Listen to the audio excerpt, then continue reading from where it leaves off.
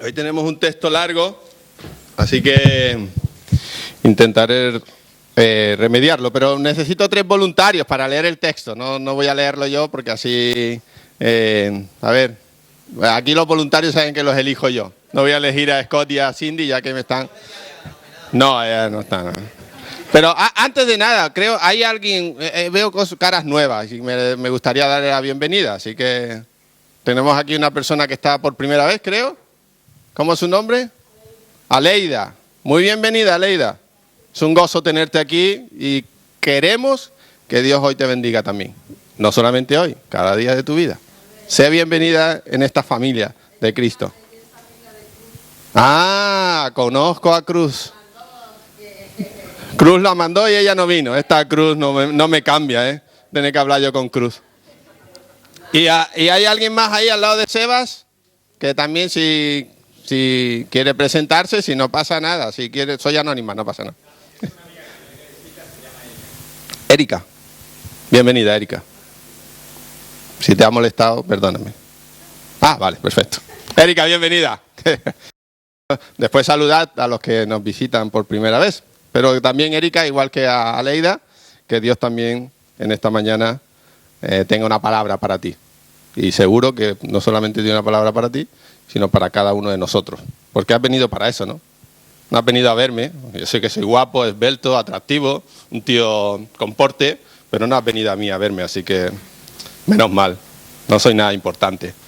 Pero hoy quería hablaros de esto. Los mensajes que yo escribo, los que yo predico aquí en Sanfer y en cualquier lado donde yo voy, son primero, Dios me habla a mí. Por eso veréis ahí que dice confesión auténtica, pero lo ha adaptado para nosotros. Confesiones auténticas, auténticas confesiones. ¿Cómo de auténticos somos cuando nos ponemos delante de Dios? Porque eso va a decir mucho de lo que somos. Y para eso vamos a leer Nehemías capítulo 9. Son 38 versículos, pero necesito 3 personas que lean bien, pronuncien mejor que el pastor y tengan ganas de subirse aquí. Tengo yo los pasajes aquí, venga. 3 voluntarios, vamos. ¡Vamos! Bueno, si no os levantáis, a ver, Ney, pero venir aquí, no me levantáis la mano, moveros. A ver, no hace falta, tengo la Biblia aquí por si... Elena, del 1 al 15, Juan Ramón, del 16 al 31, al 30, perdón, y Ana, del 31 hasta el 38. Lo tenéis marcado y todo para que todo funcione correctamente. El día 24 del mismo mes se reunieron los hijos de Israel en ayuno, y con cilicio y tierra sobre sí. Y ya se había apartado la descendencia de Israel de todos los extranjeros, y estando en pie, confesaron sus pecados y las iniquidades de sus padres. Y puestos de pie en su lugar, leyeron el libro de la ley de Jehová su Dios, la 4ª parte del día, y la 4ª parte confesaron sus pecados y adoraron a Jehová su Dios. Luego se levantaron sobre la grada de los levitas, Jesúa, Bani, Cadmiel, Sebanías, Buni, Serebías, Bani y Kenani, y clamaron en voz alta a Jehová su Dios. Y dijeron los levitas Jesúa, Cadmiel, Bani, Asabnías, Serebías, Jodías, Sebanías y Petayas, levantaos, bendecid a Jehová vuestro Dios desde la eternidad hasta la eternidad. Y bendígase el nombre tuyo, glorioso y alto sobre toda bendición y alabanza. Tú solo eres Jehová, tú hiciste los cielos y los cielos de los cielos, con todo su ejército, la tierra y todo lo que está en ella, los mares y todo lo que hay en ellos. Y tú vivificas todas estas cosas, y los ejércitos de los cielos te adoran. Tú eres, oh Jehová, el Dios que escogiste a Abraham, y lo sacaste de Ur de los Caldeos, y le pusiste el nombre de Abraham, y hallaste fiel su corazón delante de ti, e hiciste pacto con él para darle la tierra del Cananeo, del Eteo, del Amorreo, del Fereceo, del Jebuseo y del Gergeseo, para darla a su descendencia, y cumpliste tu palabra porque eres justo. Y miraste la aflicción de nuestros padres en Egipto, y oíste el clamor de ellos en el Mar Rojo, E hiciste señales y maravillas contra Faraón, contra todos sus siervos y contra todo el pueblo de su tierra, porque sabías que ellos habían procedido con soberbia contra ellos, y te hiciste nombre grande, como en este día. Dividiste el mar delante de ellos, y pasaron por medio de él en seco, y a sus perseguidores echaste en las profundidades, como una piedra en profundas aguas. Con columna de nube los guiaste de día, y con columna de fuego de noche, para alumbrarles el camino por donde habían de ir. Y sobre el monte de Sinaí descendiste, y hablaste con ellos desde el cielo, y les diste juicios rectos, leyes verdaderas, y estatutos y mandamientos buenos. Y les ordenaste el día de reposo, santo para ti, y por mano de Moisés tu siervo les prescribiste mandamientos, estatutos y la ley. 16, del 16 hasta el 30. 15, ¿no? Bueno, 15, sí. Y les diste pan del cielo en su hambre y en su sed. Les sacaste agua de la peña y les dijiste que entrasen a poseer la tierra por la cual alzaste tu mano y juraste que se la darías. Mas ellos y nuestros padres fueron soberbios y endurecieron su cerviz y no escucharon tus mandamientos. No quisieron oír ni se acordaron de tus maravillas que habías hecho con ellos. Antes endurecieron su cerviz y en su rebelión pensaron poner caudillo para volverse a su servidumbre. Pero tú eres Dios, que perdonas, clemente y piadoso, tardo para la ira y grande en misericordia, porque no los abandonaste. Además, cuando hicieron para sí becerro de fundición y dijeron, este es tu Dios que te hizo subir de Egipto, y cometieron grandes abominaciones. Tú con todo, por tus muchas misericordias, no los abandonaste en el desierto. La columna de nube no se apartó de ellos de día para guiarlos por el camino, ni de noche la columna de fuego para alumbrarles el camino por el cual habían de ir. Y enviaste tu buen espíritu para enseñarles que no retiraste tu maná de su boca, y agua les diste para su sed. Los sustentaste 40 años. En el desierto de ninguna cosa tuvieron necesidad. Sus vestidos no se envejecieron, ni se hincharon sus pies. Y les diste reinos y pueblos, y los repartiste por distritos, y poseyeron la tierra de Sehón, la tierra del rey Esbón, y la tierra de Og, rey de Basán. Multiplicaste sus hijos como las estrellas del cielo, y los llevaste a la tierra de la cual habías dicho a sus padres que habían de entrar a poseerla. Y los hijos vinieron y poseyeron la tierra, y humillaste delante de ellos a los moradores del país, a los cananeos, los cuales entregaste en su mano, y a sus reyes, y a los pueblos de la tierra, para que hiciesen de ellos como quisieran. Y tomaron ciudades fortificadas y tierras fértiles, y heredaron casas llenas de todo bien, cisternas hechas, viñas y olivares, y muchos árboles frutales. Comieron, se saciaron y se deleitaron en tu gran bondad. Pero te provocaron a ira y se rebelaron contra ti, y echaron tu ley tras sus espaldas, y mataron a tus profetas que protestaban contra ellos para convertirlos a ti, e hicieron grandes abominaciones. Entonces los entregaste en manos de sus enemigos, los cuales los afligieron, pero en el tiempo de su tribulación clamaron a ti, y tú desde los cielos los oíste, y según tu gran misericordia les enviaste libertadores para que los salvasen de mano de sus enemigos. Pero una vez que tenían paz, volvían a hacer lo malo delante de ti, por lo cual los abandonaste en mano de sus enemigos, que los dominaron. Pero volvían y clamaban otra vez a ti, y tú desde los cielos los oías, y según tus misericordias muchas veces los libraste. Les amonestaste a los que se volviesen a tu ley, mas ellos se llenaron de soberbia, y no oyeron tus mandamientos, sino que pecaron contra tus juicios, los cuales, si el hombre hiciere, en ellos vivirá. Se rebelaron, endurecieron su cerviz y no escucharon. Les soportaste por muchos años y les testificaste con tu espíritu por medio de tus profetas, pero no escucharon. por lo cual los entregaste en mano de los pueblos de la tierra. Mas por tus muchas misericordias no los consumiste,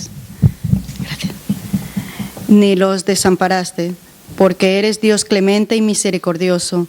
Ahora pues, Dios nuestro, Dios grande, fuerte, temible, que guardas el pacto y la misericordia, no sea tenido en poco delante de ti todo el sufrimiento que ha alcanzado a nuestros reyes, a nuestros príncipes, a nuestros sacerdotes, a nuestros profetas, a nuestros padres y a todo tu pueblo, desde los días de los reyes de Asiria hasta este día. Pero tú eres justo en todo lo que ha venido sobre nosotros, porque rectamente has hecho, mas nosotros hemos hecho lo malo. Nuestros reyes, nuestros príncipes, nuestros sacerdotes y nuestros padres no pusieron por obra tu ley, ni atendieron a tus mandamientos y a tus estatutos y a tus testimonios con que los amonestabas, y ellos en su reino y en tu mucho bien que les diste, y en la tierra espaciosa y fértil que entregaste delante de ellos, no te sirvieron, ni se convirtieron de sus malas obras. He aquí que hoy somos siervos, henos aquí siervos en la tierra que diste a nuestros padres para que comiesen su fruto y su bien, y se multiplica su fruto para los reyes que has puesto sobre nosotros por nuestros pecados, quienes se enseñorean sobre nuestros cuerpos y sobre nuestros ganados, conforme a su voluntad, y estamos en grande angustia.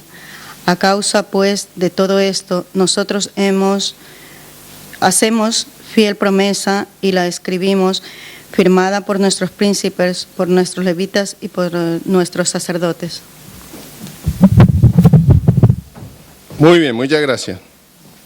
Termina un poco así, pero si tú sigues leyendo el capítulo 10, tendrías que seguir leyendo, y en el capítulo 10 dice: y el resto del pueblo, los sacerdotes, levitas, porteros, cantores, los sirvientes del templo, todos los que habían apartado de los pueblos de las tierras a la ley, todos los que se habían apartado de los pueblos de la tierra a la ley de Dios, con sus mujeres, sus hijos e hijas, todo el que tenía comprensión y discernimiento, se reunieron con sus hermanos y sus principales para protestar y jurar que andarían en la ley de Dios, que fue dada por Moisés, siervo de Dios, y que guardarían y cumplirían todos los mandamientos, decretos y estatutos que el Señor nuestro Dios nos ha dado. ¡Qué fuerte! Me encanta Nehemías. Todos dicen que es el profeta del liderazgo y todo eso. Hay un montón de libros sobre el liderazgo del profeta. A mí me lleva a hablar al corazón del profeta. Un cambio desde dentro que se expresa hacia afuera. No sé si muchos saben o me han escuchado hablar o comentar que en una época de mi vida, mi adolescencia, mi juventud, incluso mi niñez, yo fui colombófilo. ¿Ves? Ya sabía. Fui colombófilo, ¿no? ¿Quién sabe lo que es un colombófilo? ¿Quién sabe lo que es la colombofilia? Vaya. Palomero, ¿vale? Palomas. Cuidador de palomas, criador de palomas, especialista en palomas. Bueno, especialista, déjalo a un lado, que no sé si era muy especialista, pero yo fui eso, ¿no? Fui un criador de palomas. Y yo me dedicaba a ello. Me encantaban las palomas. Me encantan las palomas. Tenía mi palomar, tenía mis palomas, y era un lugar en la azotea de nuestro edificio donde yo pasaba largo tiempo ahí vigilando mis palomas, soltándolas, esperando que volvieran, alimentándolas, o sea, viendo si tenían alguna enfermedad, y disfrutaba ese tiempo enormemente. No sabes lo que te relaja. Hay gente que le relaja ir a pescar, ¿no? Tú sabes, a mí me aburre ir a pescar, sobre todo cuando no cojo nada. Y es lo que siempre me pasa cuando voy a pescar. Tengo buenos amigos en Gran Canaria, tienen su barco y a veces me dicen, vamos a pescar, y yo le digo, no. Porque se van toda la noche y yo nunca cojo nada y ellos sacan y lo que hago es me mareo a veces. Entonces digo, no voy a pescar contigo porque me aburro y encima me entra la ira y la envidia y tantas cosas que no me sirven para nada y que no voy a pescar. Pero las palomas es como pescar, pero para mí es mucho mejor. Porque yo soltaba mis palomas y las veía volando en bandadas ahí. Dios, qué gozada. Y yo me recreaba, ¿no? las palomas, toda la manada ahí volando, cómo algunas empezaban a regresar, se posaban. Y para mí era relajante. Me evadía allí en la azotea de mi casa, de mi edificio. Y disfrutaba con mucha satisfacción ese tiempo. Pero, ¿sabes una cosa? Las palomas no solamente vuelan.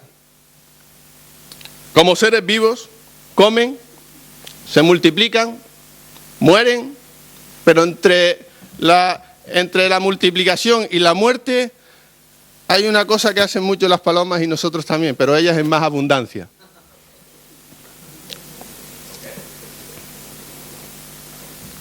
Hacen sus necesidades. Espero que cada uno de aquí haga eso también, porque si no tienes un problema estomacal que necesita ser llevado al médico. Ten cuidado, si eres duro para aflojar, vete al médico. Pero las palomas hacen sus necesidades muy a menudo. Muy a menudo. Es increíble las palomas. Esto es un palomar. Yo tenía uno no tan grande como ese, pero sí tenía uno. Pero algo que me costaba llevar a cabo era hacer limpieza en el palomar. Mira un palomar. Eso se podría parecer al que yo tenía. El bebedero y todo es igual al que yo tenía. Y la caca que hay en el suelo era igual que la que había en mi palomar.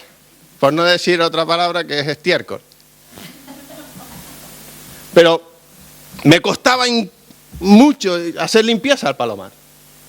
Me costaba porque no es agradable hacer eso. Porque es asqueroso. Limpiar estiércol es asqueroso.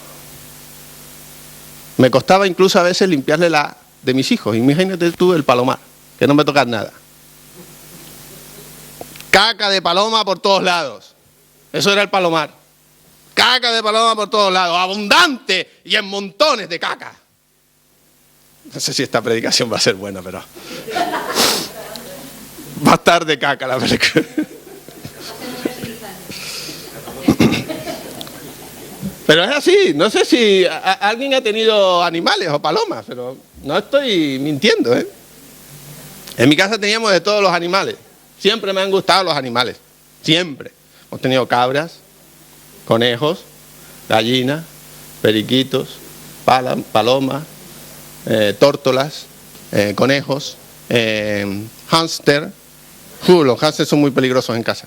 Una vez se nos escapó el nuestro y se metió en el colchón de mis padres y el colchón hubo que tirar a la basura, porque hizo el nido en medio y imagínate lo que nos pasó después. Pero el día en que yo me decidía a hacer frente al problema de la caca de las palomas, y cogía todos mis utensilios para limpieza y empezaba a recoger toda esa caca de paloma que se había acumulado.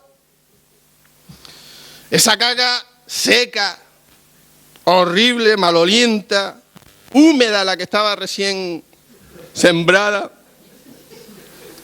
Y la empezaba a meter en sacos de basura, todo eso, con palas, ¿eh? No para ahí rascando todo. Uf, asqueroso. Recuerdo también que cuando yo hacía eso, me quedaba impresionado, ¿no? Me quedaba impresionado con la cantidad de caca que se puede acumular. Era increíble. Y esa cantidad de caca acumulada en el palomar mío no era de mucho tiempo. Era muy poco tiempo lo que tardaba mis queridas y amantes palomas en ensuciarme el palomar. Es más, la caca de paloma, sabes que es corrosiva, ¿no? Por eso en algunos municipios y en algunas ciudades envenenan a las palomas cuando están en edificios relevantes, catedrales, porque corroe. Es muy corrosiva la caca de paloma. No os dais cuenta lo que produce la caca de paloma si no se limpia a tiempo. No nos damos cuenta. Ahora, ¿qué viene todo esto de caca? Porque ya está bien de tanta caca. Nuestra vida espiritual, ahora nos vamos al lado más espiritual, no tan cochino. En nuestra vida espiritual el pecado es esa especie de caca, de pudredumbre que nos contamina nuestra alma. Y Dios que nos creó a su imagen.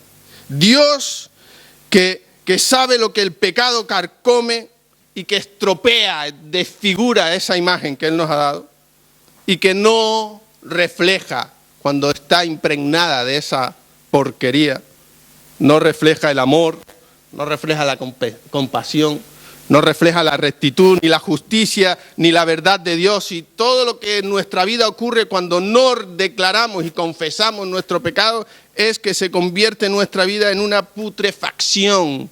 Nuestra alma se ensucia y se corroe por dentro y nos hace mucho daño, principalmente a nosotros. Y en esa medida que nosotros nos vamos limpiando, como yo no limpiaba a mi Palomar, a medida que nosotros no limpiamos nuestra vida delante de Dios, nos volvemos y nos hacemos cada día más egoístas y queremos ser el centro de nuestra vida. Faltos de amor, orgullosos, injustos, mentirosos. Todo lo que Adán y Eva pasó en el paraíso. Porque siempre hay alguien que tiene la culpa de todo menos tú. Igual. Pero el verdadero avivamiento, la verdadera limpieza espiritual, siempre va acompañada de reconocer nuestra basura, nuestra caca. Eso que hemos acumulado y que no le agrada a Dios. Y exponerla, exponer el pecado delante de Dios por medio de esa confesión. ¿Para qué? Para que Él pueda comenzar esa reconstrucción, Él pueda limpiar. Él es el único que nos puede dejar lustrados, perfectos, donde la imagen de Dios se puede reflejar. Donde Dios quiere comenzar esa reconstrucción en nosotros. ¿A través de qué? A través del arrepentimiento, a través del perdón. En el capítulo 9 de Nehemías, vemos es la continuación de ese despertar espiritual que hay en Israel, en el pueblo, y que comienza en el capítulo 8. Así que os animo en casa, no iba a leer todo, así que os animo en casa a leer el capítulo 8. Porque en el capítulo 8, Esdras lee la palabra de Dios, la lee a todo el pueblo, y todo el pueblo responde delante del Señor. Lloraron, se rieron, oraron y empezaron a obedecer todos los mandamientos de sus antepasados, todos esos mandamientos que sus antecesores habían descuidado y lo habían descuidado por mucho tiempo. Y uno de esos mandamientos que el pueblo de Dios había olvidado y había dejado de lado era la fiesta de los tabernáculos. No sé si sabéis, pero había una fiesta que se llama de los tabernáculos. Habían 7 fiestas en el pueblo de Israel. Si las quieres conocer, vete al libro de Levítico 23 y ahí en casa también las puedes ver todas las fiestas que había. Pero la fiesta de los tabernáculos era el fabricar con ramas, fabricar unas chabolas, unas chozas, y ahí se congregaban, el pueblo se reunía ahí en familias, en esas chocitas que hacían por familia, y ahí estaban por 7 días. Era un tiempo de fiesta, un tiempo de reconocimiento y de gratitud a Dios, ese tiempo recordaba los 40 años que el pueblo de Dios había estado en el desierto. Era un momento alegre, ya digo, ya que no miraban hacia atrás durante lo que había pasado durante esos 40 años, sino que también el pueblo de Dios podía mirar lo que estaba aconteciendo en su presente y ver cómo Dios, desde ese pasado hacia donde estaban ahora, Dios había permanecido fiel siempre al pueblo de Dios, siempre había mantenido su pacto. Y como Dios siempre, una y otra vez, Dios les había bendecido, les había cuidado, les había protegido. Y durante esos 7 días, el pueblo de Dios estaba festejando la bondad de Dios con ellos. Y en el día 22 del mes, esto empezaba en el día 15 del mes, en el día 22 del mes esa fiesta terminaba y empezaban a desmontar esas chozas temporales, esas cabañas, y en el capítulo 9, no, eso léelo después en casa en el capítulo 8, en el capítulo 9 leemos que a los 24 días del mes séptimo hay otro mover del Espíritu. Dios sigue hablando. Dios sigue moviéndose, Dios sigue hablando a su pueblo y sigue llamando en este momento a una limpieza, una limpieza. ¿Por qué? Porque esto que vemos en el capítulo 9 trae consigo un profundo dolor, pero también arrepentimiento por sus pecados, por los pecados de sus antepasados. Y comienzan a confesar sus pecados en voz alta. ¡Uf! ¡Qué fuerte! ¿No? Ayer oíamos un testimonio desgarrador de un pastor que fuimos ayer. Confesar su pecado en voz alta. ¿Cuántas veces has hecho eso en la iglesia? Delante de la iglesia. No levantes la mano, no. ¿Pero cuántas veces has hecho eso? Confesar tu pecado. Fíjate lo que hicieron ahí el pueblo de Dios. Es fuerte, ¿no? Nuestro hermano ayer, el pastor que estaba compartiendo ayer, confesó su pecado. Pecado fuerte, duro, su vida. Pero ellos estaban y querían, el pueblo de Dios estaba y quería limpiar sus vidas de la caca acumulada, de la basura que se había acumulado en sus vidas por tanto tiempo. Y claman a Dios con eso, con auténtica confesión y arrepentimiento. Me encanta, ¿no? Hay mucho que cubrir en este capítulo, pero quiero dividirlo solamente en 2 puntos sobre la confesión de pecado.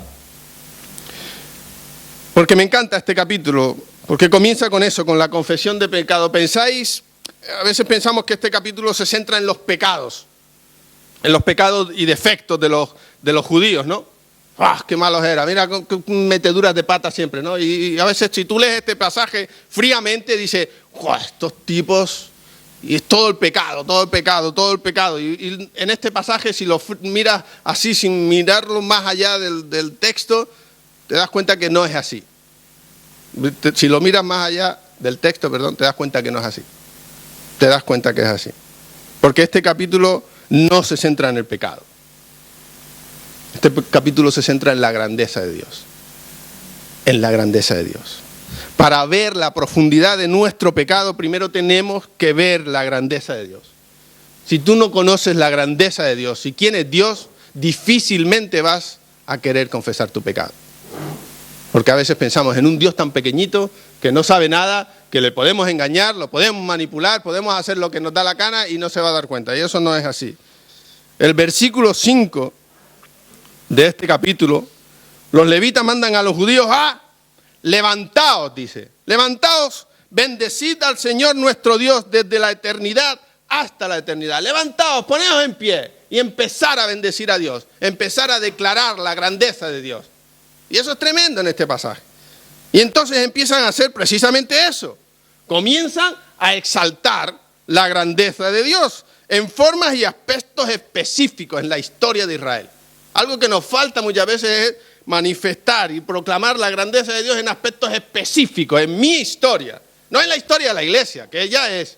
No, en mi historia. Cómo Dios se ha maravillado, cómo Dios ha sido grande en mi vida personal.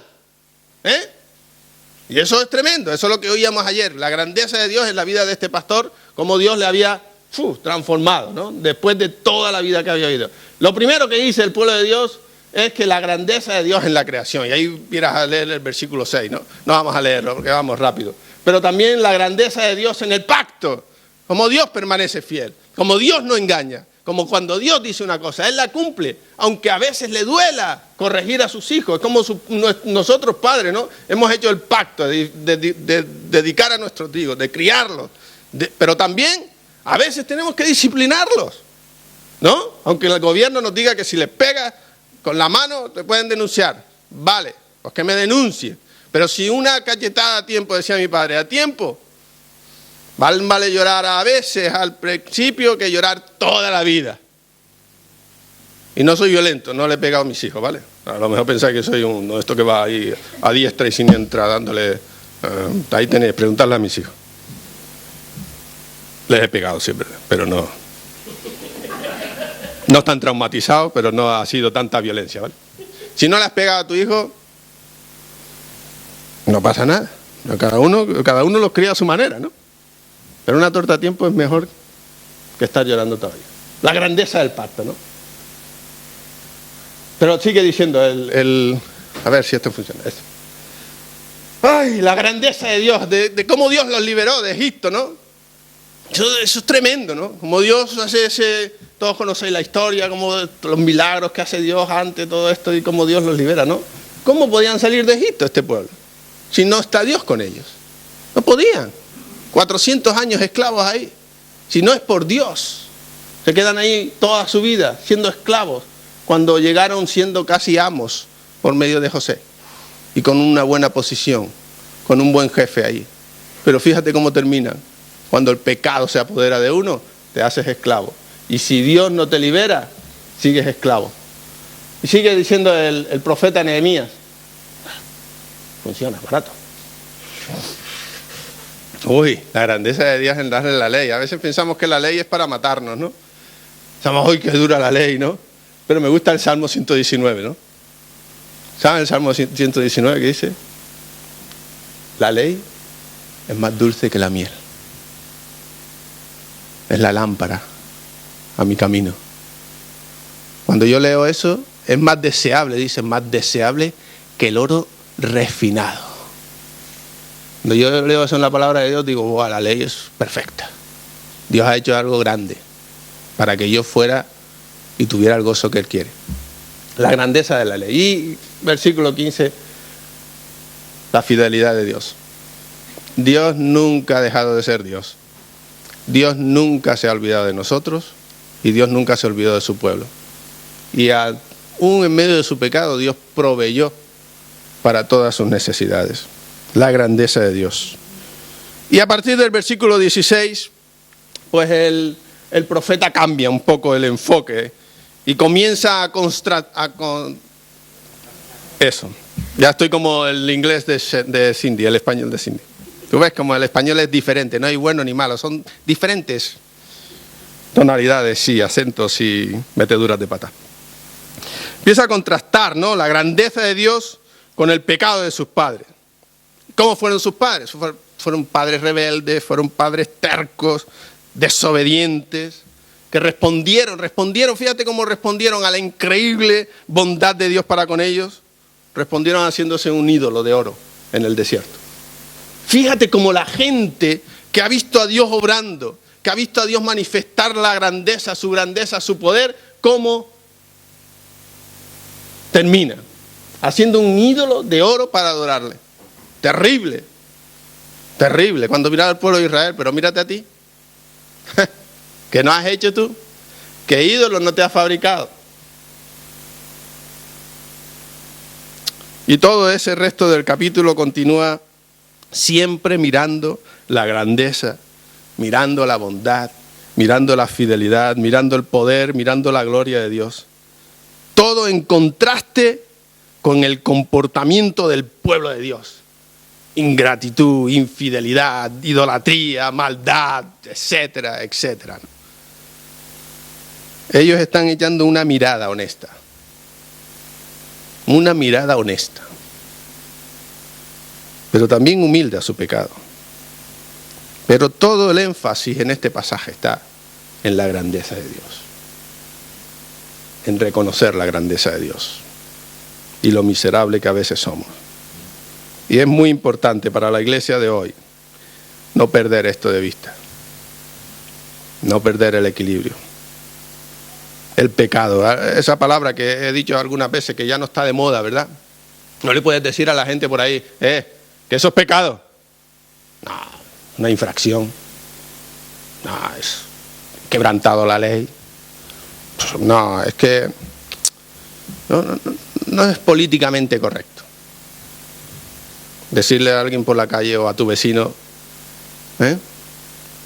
¿qué pecado has cometido? Porque este es un terreno que pisamos, terreno espiritual muy peligroso.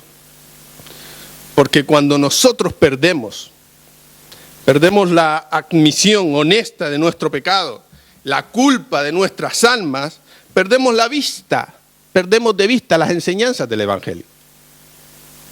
Si pierdes de vista el pecado, estás perdiendo de vista el Evangelio. ¿Qué dice el Evangelio? ¿Qué dice Jesús? ¿Dónde estamos? Yo no sé ni dónde estoy con esto. Me he pasado dos, ¿no? Vale. ¿Qué dijo Jesús? Ay, me encanta este pasaje. Se no he venido a llamar a justos, sino a pecadores al arrepentimiento. Yo he puesto ahí entre paréntesis, ¿lo veis? Jesús no quiere llamar a aquellos que no son lo suficientemente honestos para confesar. Hablamos esto un poco en el grupo, ¿verdad? Estos que van por ahí, que parecen los más espirituales, pero que a veces son los más carnales. Y la esencia misma del Evangelio es esta maravillosa verdad. Jesús murió por nuestros pecados. Jesús murió por tu pecado, por mi pecado, no por otra cosa. Murió por tu pecado. Él mismo llevó nuestros pecados en su cuerpo. Puedes leer en tu casa, apúntalo si quieres ese pasaje, ¿no? Increíble, ¿no? Porque el primer paso para la curación espiritual es ser honesto al confesar nuestro pecado. Y cuando eso no ocurre, se va guardando ahí. Y es como la enseñanza de la paloma. Se va columando y lo que va haciendo es corroyendo tu vida interior. ¿Sabes? Mi iPad a veces me da vergüenza prestárselo a alguien. Porque cuando está con la luz apagada, ¿sabes lo que se ve? Todas las marcas de mi dedo.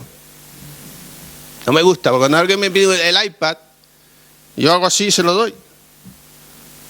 Pero veis que está un poquito guarripey. Porque está marcado, está sucio. Pero me encanta mi iPad. Porque cuando yo hago así y lo enciendo y se ilumina, no se ve. No se ven las huellas de mi iPad. Qué bueno, ¿no? Eso ocurre con nuestras vidas también. Hasta que no nos exponemos a la luz de Cristo, seguimos con las marcas de nuestro pecado en nuestra vida. Y vivimos en oscuridad. Pero cuando la luz de Cristo me ilumina, no, esas películas que nos montan a veces, es que esa luz que viene del cielo, bueno, a veces puede venir. Dios, yo no quiero negarte que tú puedas obrar como tú quieras, ¿vale? Pero a veces es más sencillo que eso. A veces la luz es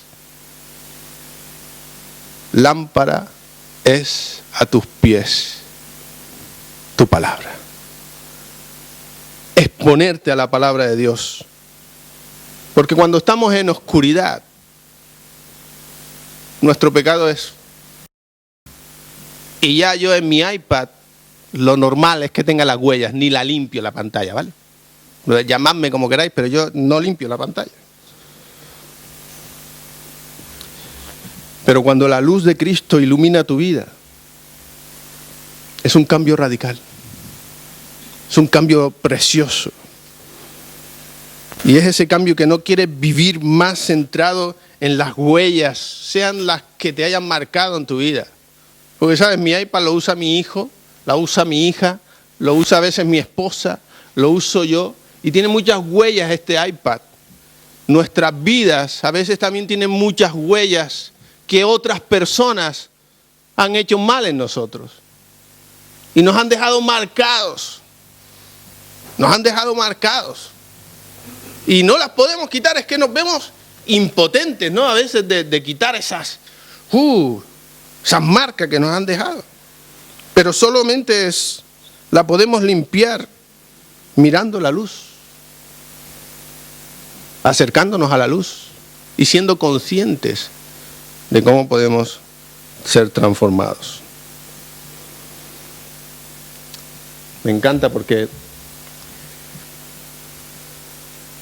Dios usa a Nehemías reconstruyó las murallas, está bien, 52 días, qué bonito todo esto, pero Dios usa a Nehemías y a Esdras para algo más, para reconstruir esta comunidad de creyentes. Él los lleva, ¿no? Los lleva a ese momento de confesión y arrepentimiento de sus pecados. Los lleva a que se fascinen de la grandeza de Dios. Y eso es lo que debemos hacer, eso es lo que queremos hacer, confesar eso sin vergüenza. Confesar sin vergüenza que somos pecadores, que tantas veces nos cuesta, que hemos hecho mal a otros, que hemos hecho mal, al fin y al cabo hemos hecho mal a Dios. Y tantas veces nos cuesta. Y mi pregunta es, ¿por qué seguir con la caca en nuestra vida si alguien quiere limpiarnos por completo? ¿Por qué? ¿Por qué seguir con tanta miseria en nuestra vida tantas veces si hay alguien, Jesús de Nazaret, que quiere limpiarnos por completo y transformarnos a su imagen? Es increíble que esto a veces no ocurra. Y vivimos eso que decía nuestra hermana Cindy esta mañana, ¿no? El cristiano carnal, porque conocemos a Cristo, pero no nos exponemos a su luz. Segunda parte. Fíjate, reconocer la grandeza, pero también cuando declaramos nuestro pecado a Dios, por medio de la confesión, claro está, Dios cubre nuestro pecado con su misericordia. Ha sido misericordioso Dios con nosotros, ¿no? Mucho, mucho. Gracias. Me encanta este pasaje, como digo, una vez más. Porque esta oración de los profetas no solo pone de relieve esa grandeza de Dios, es que también pone el pacto que este gran Dios hace con su pueblo. Empieza con Abraham, continúa con toda la historia de Israel. Una y otra vez, Dios ha sido fiel con ellos. Y ellos, infieles con Dios.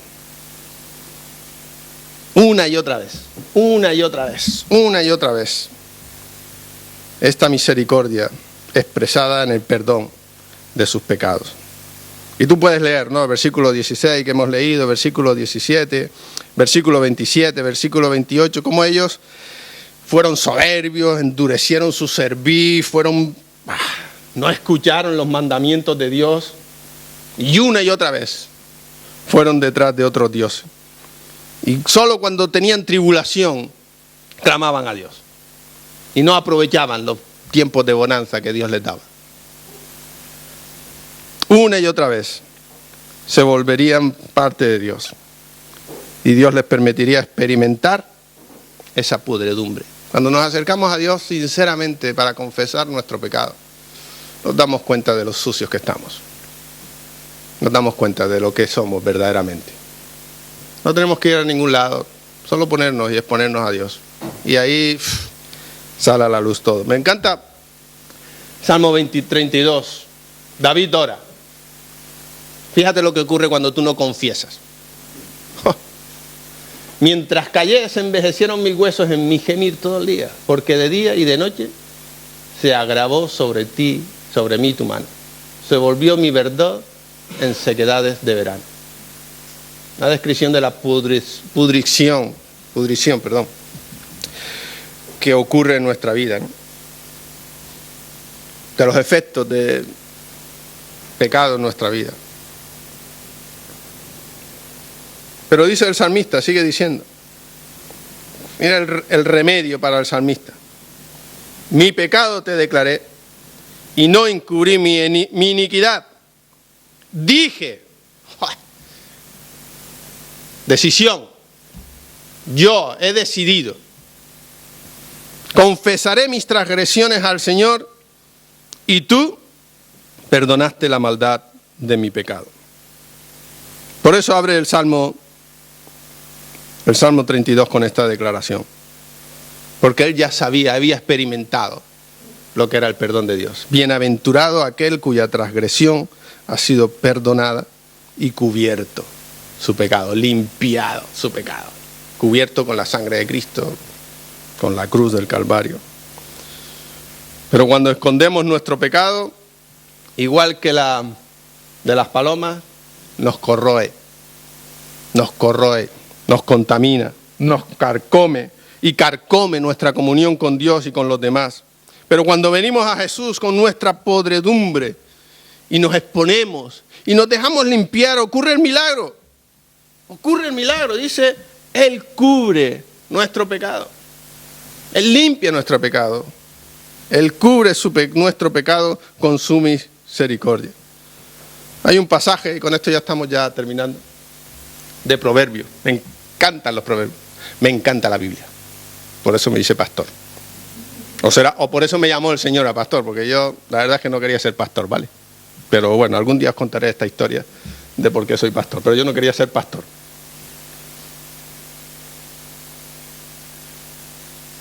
¿Qué dice? ¿Pau?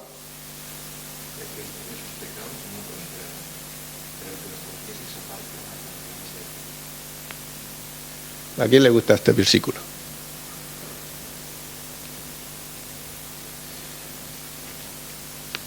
Dije que ya estaba terminando y estamos terminando. No lo vamos a explicar porque está claro. Está claro, ¿no? ¿Alguien tiene dudas sobre este versículo? ¿Alguien no lo entiende?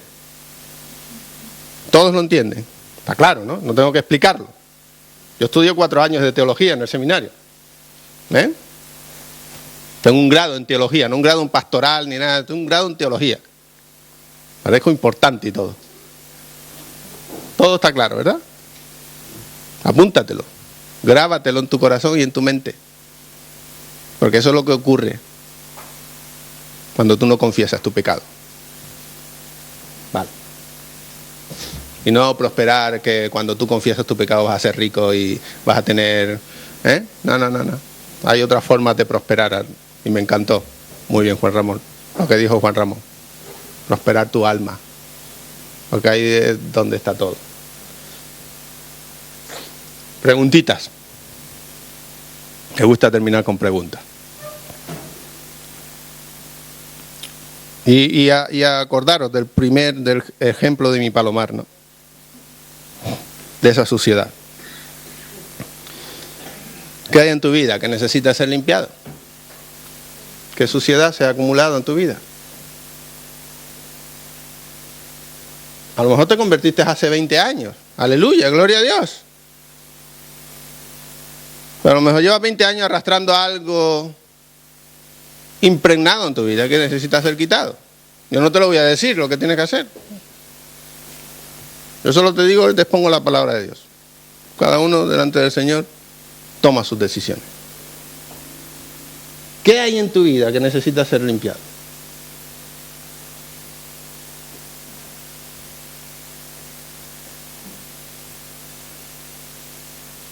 ¿Qué es lo que se está pudriendo dentro de ti?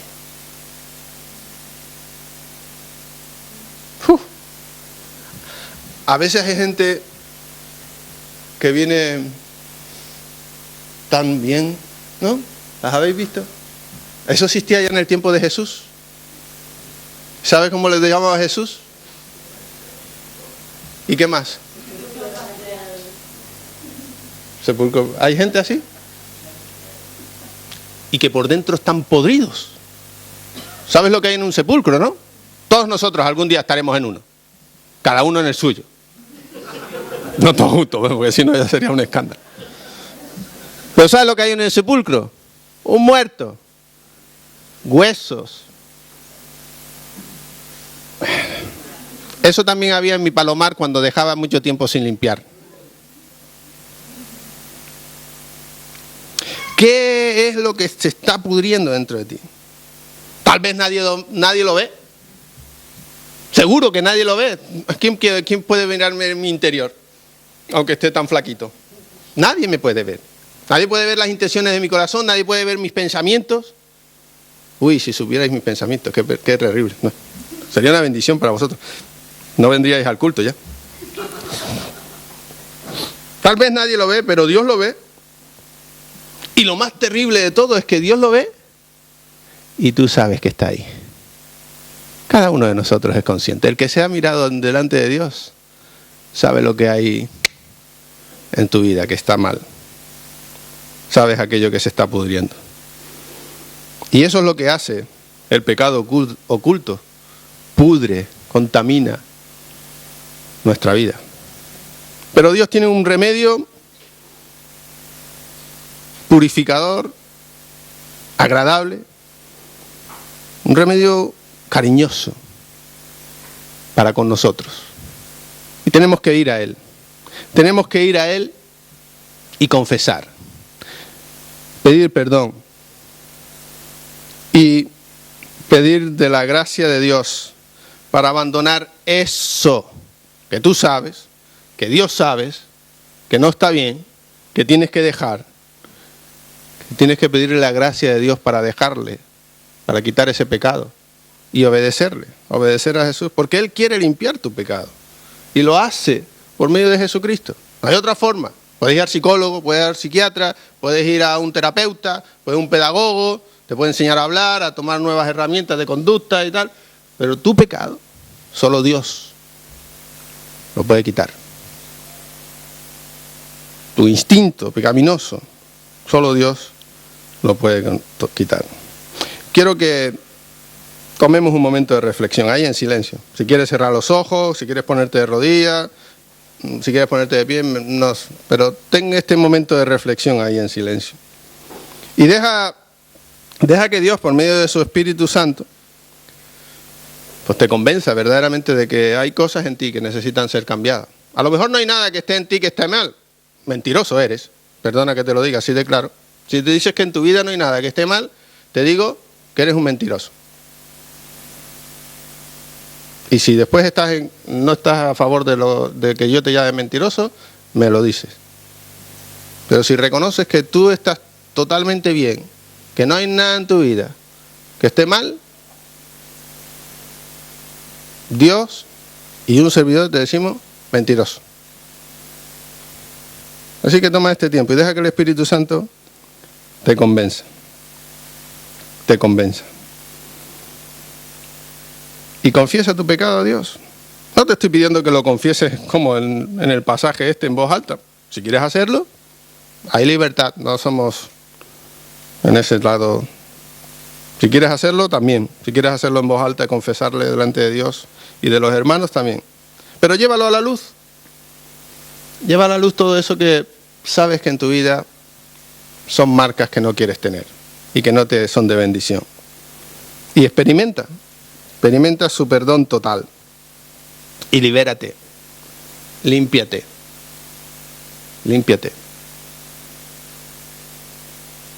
Dios, aquí estamos, tu pueblo. Y yo reconozco, Señor, que en mi vida hay tantas cosas todavía que necesitan ser cambiadas y transformadas. Ayúdame tú. Ayúdame a quitar de mi vida todo aquello que entorpezca, que tú crezcas más en mí y que tú seas más luz en mi vida para otros. Igualmente, te pido por cada uno de mis hermanos que estamos aquí reunidos. Ayúdales a experimentar tu perdón, a experimentar tu gracia y apartarse de todo aquello que verdaderamente está carcomiendo nuestra vida y destrozando nuestra vida y que no nos ayuda a seguir ni a prosperar porque tantas veces no somos capaces de confesarlo. Señor, dice tu palabra que todos hemos pecado, que todos estábamos destituidos de la gloria de Dios. Pero la respuesta de Dios fue acercarse a nosotros y enseñarnos que por medio de Él, por medio de su poder, nosotros somos justificados. Gratuitamente. Por tu gracia, Dios. Ayúdanos a renovar nuestras vidas y a reconstruir toda nuestra vida interior que está mal y a poner fundamentos firmes delante de tu presencia. En el nombre de Jesús. Amén. Que Dios